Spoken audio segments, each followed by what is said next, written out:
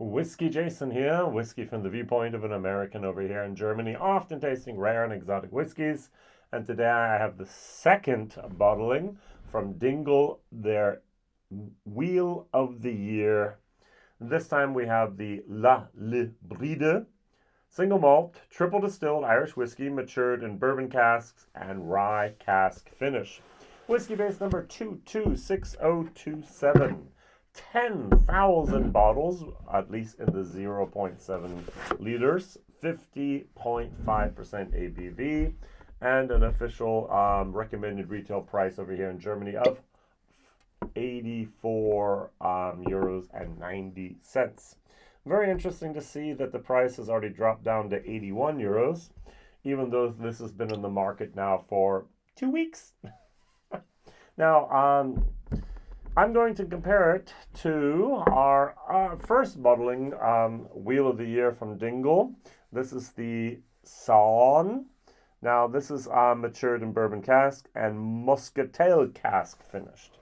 I do really like these boxes. At the beginning, I wasn't sure if I liked them or not, but the more I use them, the more I open them, the more I get to see how well they hold up. I must admit that is very, very well done.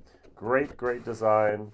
Very nice. So I do like the design. All right. So what is very interesting is if you look both here, you can see this is silver.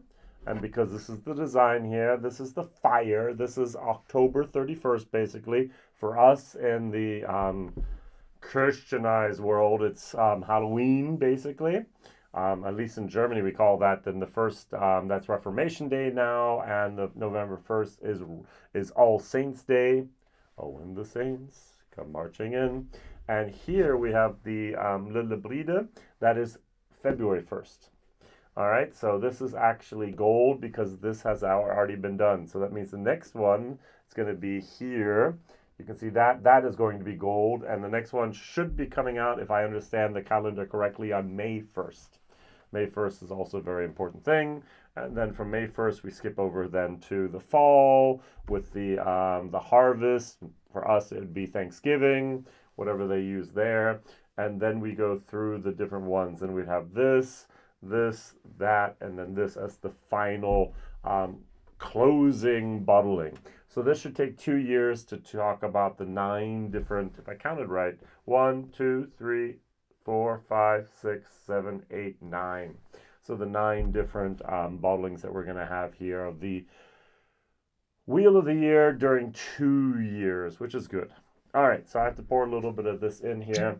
Now, it's all about the whiskey. It's not about the Celtic or pagan holidays here, usually. But what I did not know is, for example, here we have the word Le Bríde. And so you can also talk then about the festival called Imbolc. Imbolc. Never heard of that. Or as they sometimes say in Ireland, Saint Bríde Day. Bríde was actually the female patron of Ireland. Just like we have St. Patrick's, we know he brought Christianity, but there was also a she.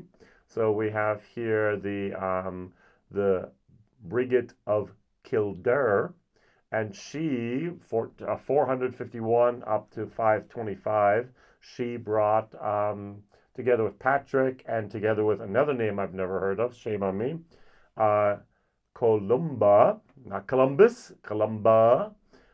He was also here around the same time from, born the 7th of December, 521, died June 9th, 597. And there was a missionary evangelist credited with spreading Christianity in what's today Scotland, and at the start of the Hebrino-Scottish mission. So if we go over here, she, Saint Bríde of Kildare, or Saint Bridget of Ireland, the patroness saint or mother saint of Ireland, and one of 3 national saints along with Patrick and Columba. And according to the medieval Irish hagiography, she was an abbess who founded the important abbey of Kildare. and as well as several other convents of nuns. Absolutely not my realm of knowledge there. I do understand whiskey a little bit better. Now, let's nose these, let's taste these, let's review these. Now, it would be great. I have the whiskey nerd. He is one of the very few people that have actually reviewed this so far. He says this is 5 years in bourbon casks and 2 years in rye. Oh, good. So over here, we do know that this has a 2-year finish in muscatel. So that would make sense. So 5-2, 5-2. So this was 10,000 bottles. This was 10,000 bottles. This is 50.5, 50.5. Recommended retail price in Europe, 84.90. Here, 84.90. So the series will be around that way. Now, would I personally recommend collecting all 9 of these? I wouldn't know why. Now, am I going to try to actually taste all 9 of these? Yes.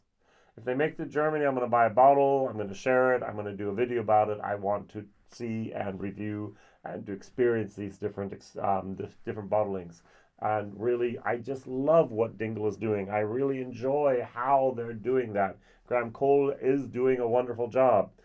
Does everything fit my palate? No. Am I a little bit overcritical? Sometimes. But let's take a look at this whiskey here and see what we have on the nose.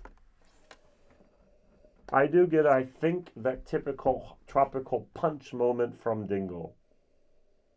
Over here I get it as well, but it's a little tainted, with a tiny little bit of sulfur and the muscatel with that little bit of that fruitiness going on here. Here, I don't have a rye moment on the nose, but I do have a little bit of a chocolate chip cookie dough moment without the chocolate chips. All right, so that's what I'm getting here. Do I like the nose? It's okay. It's like a C. Also, this is like a C minus. I was not a big fan of the sound. Sorry. Other people loved it. I didn't. What is the, at Whiskybase, the average 24 votes say 86.62. With 10 votes, this is at the moment at 88.5. People really like this. I mean, we have the votes here in from 91 to 86. My score is going to be lower. I'll tell you why. All right, let's try this.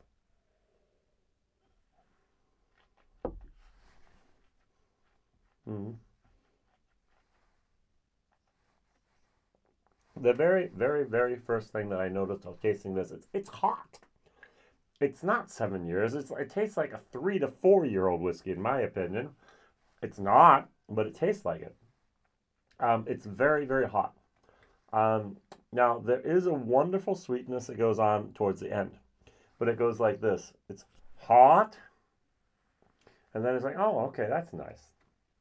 Now, there is a little bit of a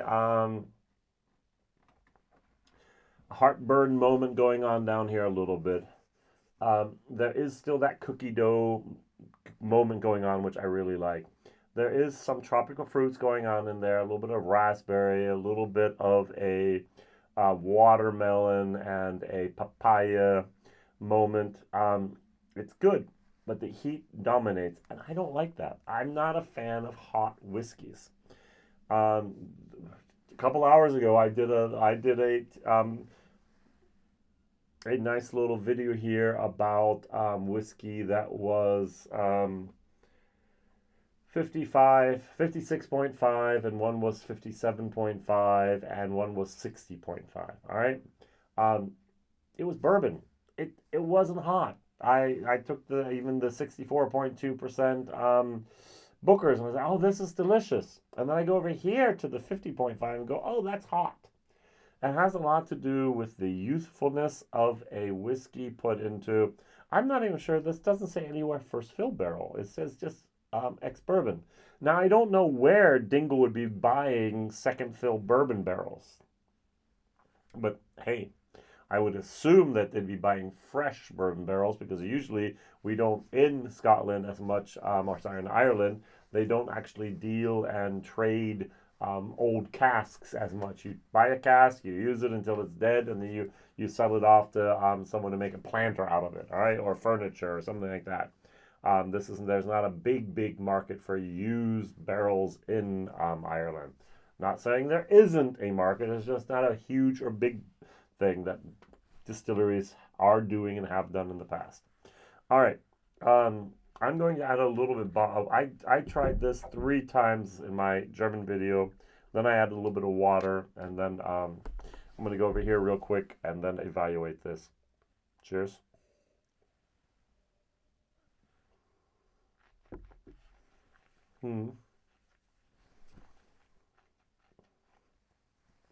Even with water, there's a heat in that just really bothers me. There's a youthfulness, there's a heat, there's a white pepper going on there that I just don't like. And it turns into the heartburn moment that goes down here.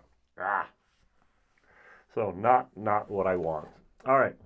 So there's a guy called Archer. He actually wrote a nice little review online of this. He says, and he gives it 88 points. He writes, a beautiful Dingle single malt. The rye cask finish has been carried out carefully. At least the rye note can never be considered obtrusive. Cheers. Class. All right, so very fruity nose, he says, with the notes of raspberries, strawberries, and wine gums. Typical Dingle single malt. Right from the start, this is accompanied by aroma, fresh bread dough, and yeast, garnished here with allspice, for example. The rye note, the bread dough, is very subtle, by no means dominating, only accompanying. And the taste, he writes here, very tasty entry. Lies creamy and warming on the tongue, delivers fresh raspberries and strawberries, the intensity of which is kept in check by freshly baked bread with a dark crust. Milk chocolate, almond chocolate. Milk coffee, almond chocolate, grated hazelnuts, nougat, thyme, rosemary, and cheval. Just add the right amount of spice. And the finish for him is medium length, now slightly dry, but does not lose its creaminess.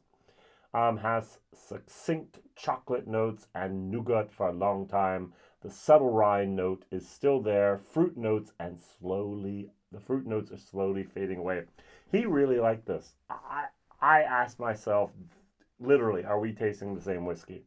Where's the white pepper? Where's the heat? Where's the burn? Where's everything going? Even with water, I still got that. Now, I thought maybe, okay, it's an off day. All right, maybe it's me. I'm oversensitive. Then I go over here to the whiskey I've had a few times already. Sown. And I smell, okay, I remember why I did not like this. The sulfur casks. There's no sulfur in here. Now, why should there be? Would you put sulfur candle into a bourbon barrel? No. We had basically somewhere between 55 and 62% ABV.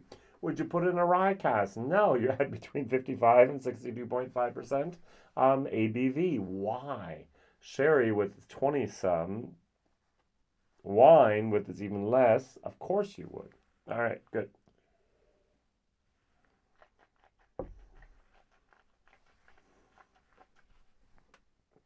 That's 50.5%. Like I remember it, like I know. Tiny little bit of the white pepper. What I really don't like is the sulfur. It's the sulfates going on there. Sulfites. There's a fruitiness. I prefer this to this, and I did not like that. So there's very few rye. There are very few single malts that have been finished in rye that I like. All right, so I know Glenallachie has done this. I have here, it's not a single malt, it's a Scotch though. This is Johnny Walker Blender's Batch. This is a red rye finish blended Scotch whiskey, which I like. I don't know why. There's similarities here, but this I like, this I don't. This has 40%, so I guess that's one of the reasons why. Yeah. But I do like my cask strength bourbons. I do like other things in cask strength. It's just not my cup of tea today with the heat. I'm giving this a C minus for value for money, 84 euros. I'm giving it a D plus. No age statements. All right.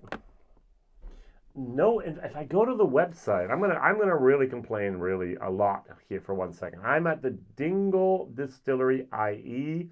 Okay, I'm at the shop.dingledistillery.ie, and I'm at the Dingle Le Bríde single malt. It says triple distilled Irish whiskey matured in bourbon cask with a rye cask finish. Add to cart. There's no description whatsoever. None. I mean, yes, triple distilled. Yes, there's ex-bourbon as a bourbon cask and a rye cask finish, but that's not really. I'm sorry, guys and girls. No. No, no, no, no, no. You can do better than that, all right? So it's even featured here as one of the featured documents here, but there's no information at all. And I just think that's a shame. So it's still available.